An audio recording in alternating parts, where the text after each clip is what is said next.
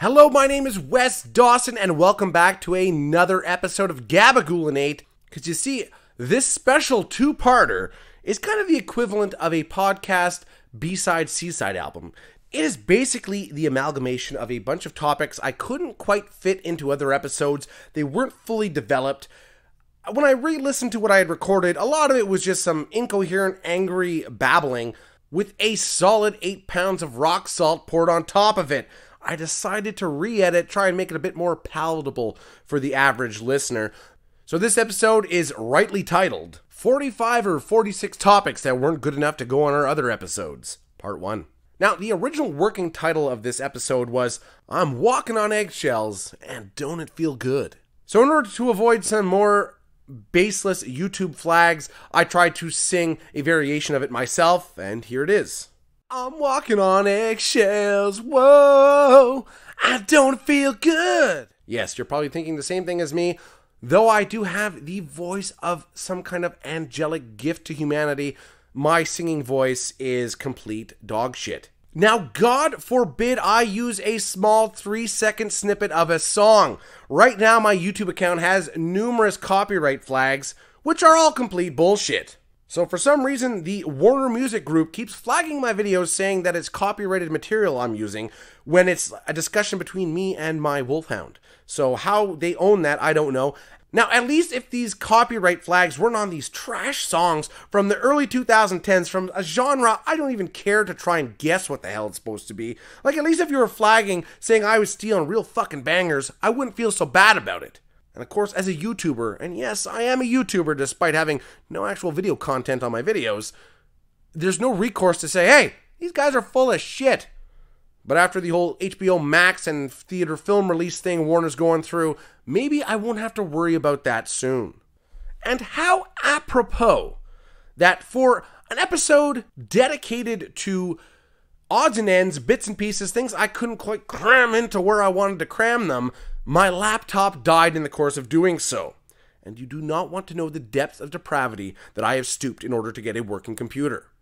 It begs the question, should I have started a personal GoFundMe to have you pay for my computer? Because it seems to be the trend now that people do stupid shit and then it's other people give them money. Like if you ask for cancer research, people say, fuck you. You know, that money's going in someone's pocket, not going to actual research. And if someone's like, hey, I sprayed a bottle that was clearly indicated as adhesive into my hair, people are like, here's a few $1,000s, you go do you. Don't get it, don't care to get it. Another trend I noticed as I'm searching for a new location for Gabagool Podcast Central is people posting online ads for apartments, basically asking the landlord to find them. Hi, my name is Cheryl. I'm looking for a 4.5. I have a dog, a cat, and I like to smoke meth. And it's like, do you not understand the power dynamic, how this works? Does this actually work? Because if that's the case, maybe I'm going to change my whole apartment search around. Now, aside from some of the copyright flags I've had on 100% original content, I have some other gripes with the YouTube. And of course I say YouTube because they transcribe everything you say and then they kind of arbitrarily decide whether or not they're going to ban your videos or reduce who can see them. It's quite an interesting process. Just the name, YouTube, you know, it has you in it. So you think it's about you. Now, what I love about this platform is this accepted freedom of expression, open discussion, and people being able to touch on real subjects. Oh, no, wait, I'm mistaken. That's complete bullshit. It's actually a media conglomerate just like any other, with its own agenda, its own biases, and its own prejudices. Like Christ, it's a website that has its own trigger words. Now, of course, I sit here saying these things, speaking the truth, standing up for liberty and free speech. And I say that as a YouTuber with very little views on any of my videos. Now, if that were to change and I could actually make some ad revenue off these videos, I would be on my knees, groveling, begging the YouTube gods to please accept me back into their family, and I would do anything. I'll give them my body, I'll give them my family. Just give me that sweet, sweet ad revenue. Because just remember, kids, it can't be evil if you're sucking off the teat. A battle I see raging online is this tug of war between free speech and expression and censorship and being offended. You know, the way I see it, being offended by something, it's the equivalent of me saying, hey, my asshole's itchy.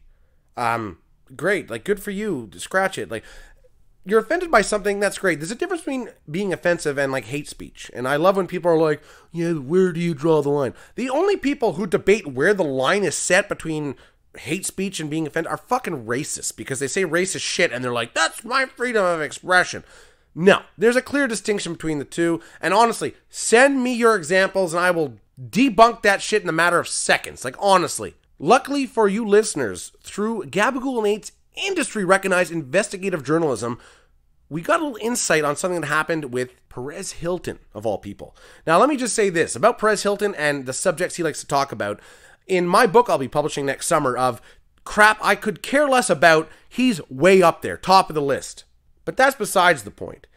So basically, from what I gather, is he went on this rant about one of the #1 TikTokers in the world. And could I be bothered to look up who that was? Absolutely not. That whoever that is, they're also very high on my list of shit I could care less about. Basically, he called out someone for being a spoiled, entitled, contrived little brat. And wow, people went apeshit. And then the internet mob of the righteous decided to strike down upon him, went crazy with their Twitters or their TikToks or whatever the fuck they do. And anyway, he was kicked off his accounts. He was in tears like, oh, please, how am I supposed to bring up dirt on fucking people that you don't even know? And as I mentioned, I could care less about some whiny, celeb-obsessed journalist calling it like they sees it. But that's not a reason to censor someone. You know, and they're saying like his toxicity, these negative comments aren't welcome online. Since when? I thought the whole goddamn bread and butter of the internet was negative comments on people. You know, and there's this falsified sense of positivity and encouragement online just to get likes. It's so ironic, but the people are too stupid to realize this. But remember another lesson, kids. If you remain steadfast in your belief, even if it's complete bullshit, you can't be wrong. You know, sometimes people just say and do dumb things. And it's our right.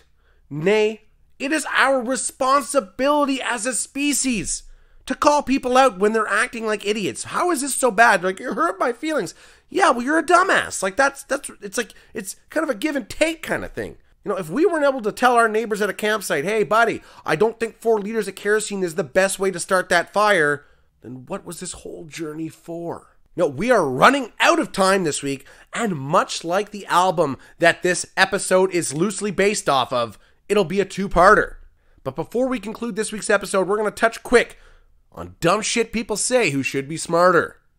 And of course, the quote I read, I have a right not to be judged. No, you don't.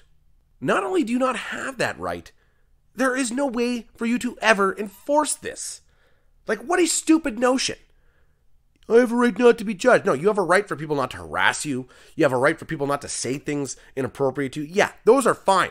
But I mean, somebody judging you in their own mind, what the fuck? Like, send me your comments on this and I'm going to judge every goddamn word you say. Like, Jesus, what a stupid fucking thing to say. So upcoming for next week, running down deer with your truck. Is this more than just a fun pastime, or can it actually help fight global warming? And of course, for the last item, allow me to paint a picture. You're preparing for spring cleaning, clearing out the closets, and you find hidden deep within your partner's area a fedora, checkered marked shoes, ridiculously thin-framed sunglasses.